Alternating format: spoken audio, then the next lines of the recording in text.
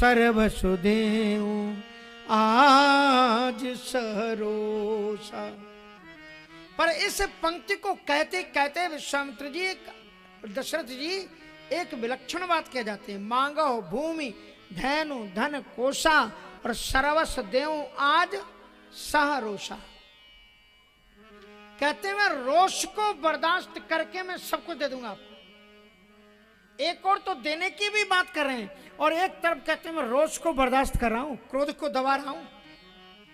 तो दशरथ जी को रोष किस बात का है, आपने कभी खोजने की चेष्टा की? तो उनसे पूछा गया आपको रोष किस बात का है? कहा कि महाराज मैं बचपन में स्कूल जाता था और हमें स्कूल में एक पुस्तक पढ़ाई जाती थी जिसका नाम था हमारे पूर्वज, और उस पुस्तक में हमारे पूर्वजों का इतिहास था और उसमें मैंने राजा हरिश्चंद्र का चरित्र पढ़ा है, हमारे जो पूर्वज हुए।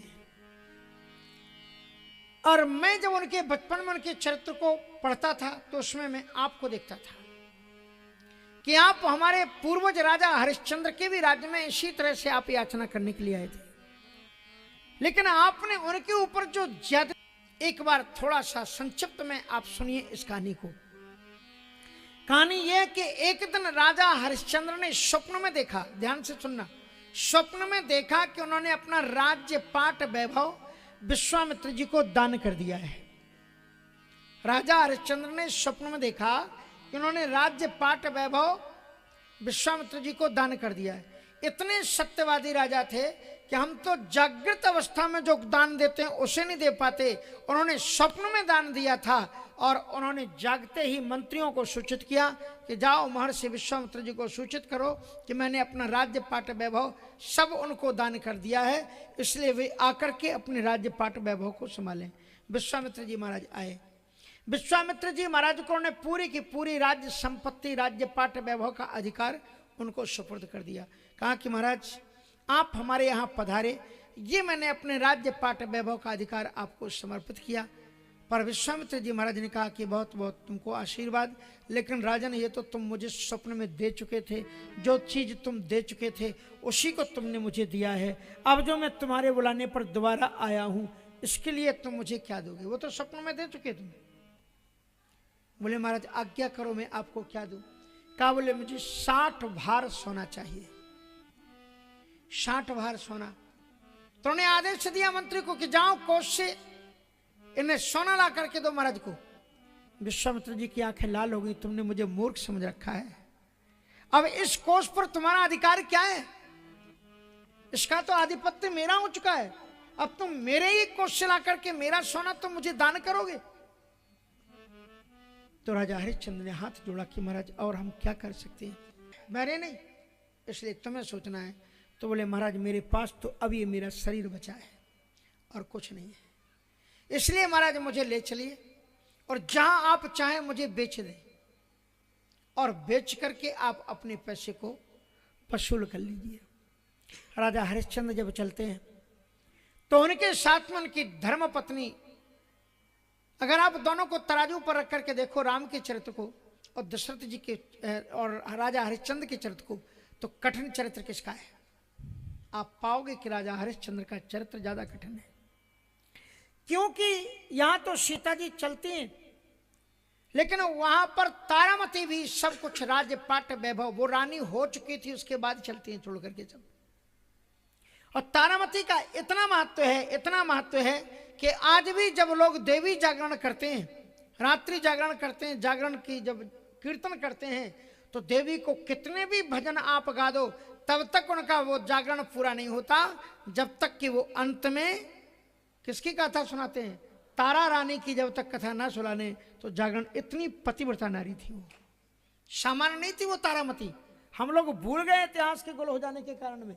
और उसके बाद में उन्होंने राजा हरिश्चंद्र राम की तरह चले, उनके साथ में उनकी पत्नी तारामती सीता की तरह चली, और उनका जो छोटा बेटा था, एकदम छोटा भी नहीं था, 12-14 वर्ष का था, वो भी रो उठा कि पिताजी हम आपके साथ चलेंगे। मंत्रियों ने समझाया हम तुम्हारी टेक केयर करेंगे, बोले नहीं हम माँ बाप के साथ में ही।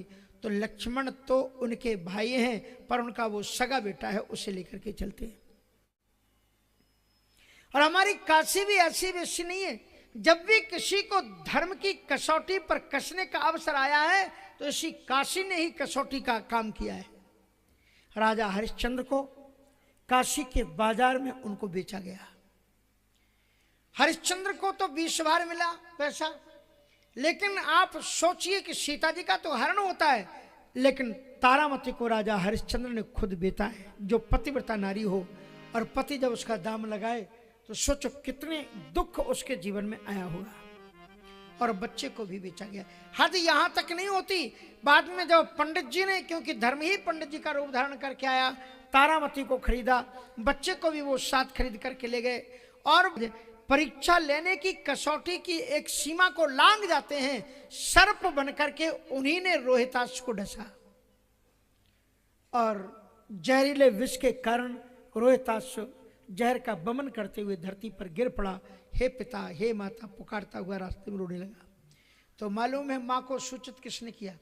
विश्वामित्र जी ही उन गलियों में गए जिन गलियों में वो ब्राह्मण का घर था और जहां पर वो तारामती रहती थी। और विश्वामित्र जी वहां पर सुनाते हैं कि भिक्षुक का रूप धारण करके कि फूल तोड़वे बाग में गयो कौन को लाल, और उसे सर्प ने डस लिया आंखों देखा। लंबी कहानी है, वहां धर्म बालक का रूप धारण करके समझाने आती। तारामती अपने बच्चे का अंतिम संस्कार करने के लिए एक श्मशान घाट पर पहुंचती है। वो श्मशान वही घाट था, हरिश्चंद्र घाट, जिस पर खुद उसका पति वहां का पहरा दे रहा है। रात्रि का वक्त है, लाठी लेकर के पहरा दे रहा है। तारामती जब अपने बच्चे को लेकर के पहुंचती तो राजा हरिश्चंद्र जी अपने व्रत का पालन करते हैं और कहते हैं कि हे देवी, आप जो भी हैं, लेकिन इस घाट पर आप तब तक अपने बच्चे का अंतिम संस्कार नहीं कर सकती जब तक कि आप यहाँ का टैक्स जमा ना करें। मैं राजा के साथ में नाइंसाफी नहीं कर सकता। तारामती चीखती हुई रोती हुई बोली कि आप मेरे प्रियतम हैं और ये जो मेरी गोद में है ये आपका बेटा है। और हमको ये बताया है मालियों ने कि जिस वक्त ये प्राण त्याग रहा था उस समय ये माँ माँ कह करके नहीं पुकार रहा था। हे पिताश्री, हे सकूं, इसलिए मुझसे तो कम से कम टैक्स मत मांगो, अपने बच्चे के लिए तो कम से कम टैक्स मत मांगो। पर राजा हरिश्चंद्र ने कहा कि मैं यहाँ राजा नहीं हूँ, ना मैं कोई पति हूँ, मैं यहाँ एक कालू डोम का एक कर्मचारी हूँ और ईमानदारी से मैं अपनी ड्यूटी निवारण करूँगा। अगर आप टैक्स नहीं दे सकती तो आप बच्चे को यहाँ पर दफना नहीं सकती। तो कहा आप खुद देखो ना, मेरी इसके एक पल्लव को फाड़ करके आप टैक्स में मुझे अदा करो और बाद में बच्चे का उस जगह पर जाकर के संस्कार करो। ये थे राजा हरिश्चंद्र। पत्नी से टैक्स लिया और जो पति पत्नी को वस्त्र पहनाता है उस पत्नी ने अपनी साड़ी के पल्लव को फाड़ करके पति को दिया और बच्चे को अंतिम संस्कार किया। लेकिन विश्वामित्र जी की परीक्षा यहीं पर नहीं रुकी। रात्रि के वक्त तारामती अपने आप को संभाल नहीं पाई, उसे अपने बच्चे की बहुत बेचैनी से याद आई तो वो फिर श्मशान में आ गई और श्मशान में आकर के उसने जहाँ बच्चे को दफनाया था, छोटे बच्चे को अग्नि संस्कार नहीं करते, दफनाया, अंदर मिट्टी में समाधि दी जाती है, उसको उसने उखाड़ा और बच्चे को गोद में रख करके हे मेरे लाल, हे मेरे जिगर के टुकड़े, हे मेरे आत्मज कह करके चीत्कार कर करके जब वो रो रही थी, उसी समय विश्वामित्र जी ने जाकर के डोम को कहा कि देखो कोई डायन आई हुई है श्मशान में जो बच्चों के लाशों को उखाड़ उखाड़ करके खा रही है। आप हरिया को आदेश दो, हरिया मानी हरिश्चंद्र, हरिया को आदेश दो कि उस डायन का वो वध कर दे। और हरिश्चंद्र महाराज अपने मालिक की बात मान करके अपनी पत्नी के ऊपर तलवार खींच देते हैं। वो तो अपने पुत्र को लेकर के नीचे मुंह करके रो रही है, उसी में तलवार खींची तो भगवान नारायण प्रकट हुए और उन्होंने हरिश्चंद्र के हाथ को पकड़ लिया कि राजन बहुत हो गई आपकी परीक्षा।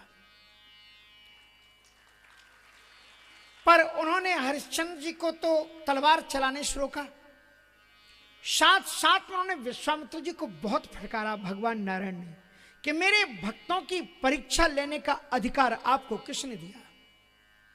आप एक महात्मा होकर के इस नृशंसता की सीमा को लांघ गए। एक बच्चे को आपने सर्प बनकर के डसा। देते हैं कि आज के बाद में महर्षि विश्वामित्र जो भी तुम जप तप साधना अनुष्ठान करोगे एक भी सफल नहीं होगा। और यही हरिश्चंद्र के आगे वंश में चल के रघुवंश में जब कोई एक मेरा अवतार होगा, जब वो तुम्हारे पास में आएगा, जब मैं तुम्हारे साथ चलूंगा, तभी तुम्हारे यज्ञ की सिद्धि होगी। आज के बाद में कोई भी अनुष्ठान होगा नहीं। विश्वामित्र जी तभी से दुखी है क्योंकि उनका मालिक उनसे नाराज है, उनका इष्टदेव उनसे नाराज है। और इसलिए राजा दशरथ जी उनसे कहते हैं, सुन मुनि तोहे कहूं सह रोसा, आपने जो मेरे पूर्वजों के ऊपर में निष्ठुरता का व्यवहार किया था, मेरे पूर्वज रोहिताक्ष को आपने सर्प बन करके डसा, साधु होते हुए भी। मेरे पूर्वज की महाराज्ञी तारा रानी का आपने दाम लगाया, आपने तो कोई कोर कसर, फिर भी मैंने इतिहास को महात्मा होने के नाते मैंने बर्दाश्त किया है। फिर भी मैं आपसे कहता हूं, मांगो भूमि धैनु धन कोसा, सर्वस्व आज देव सहरोसा। और फिर उन्होंने रोते रोते राजा दशरथ जी ने अपनी तलवार खींच करके विश्वामित्र जी के सामने रख दी कि महाराज अगर चाहो तो ये तलवार मेरी सामने रखी हुई है, आप चाहो तो मेरा सिर काट लो, आप मेरे सिर को मैं आपको समर्पित करता हूं। लेकिन राम ने कहा, जब सिर कटेगा तो तुम्हारे प्राण तो चले जाएंगे ना, फिर क्या मतलब होगा? बोले मैं तो पहले ही कह रहा हूं, मुझे प्राणों की चिंता नहीं है, पर प्राणों के प्राण ना चले जाएं इस बात की चिंता है। मांगो धनधाम सर्वस्व नाथ मांगो आज, लेकिन प्राणों के प्राण मेरे राम को ना मांगिए। सब सुत मोह प्रिय प्राण की नाई, लेकिन राम देत नहीं बने गुसाई। राम जीव के जीव तुम, सुख सुख के सुखधाम। राम जीवों के भी जीव हैं, इसलिए ममई वांशो जीवलोके जीवभूतः सनातनः मना षष्ठीन्द्रियाणि प्रकृतिस्थानि करसति।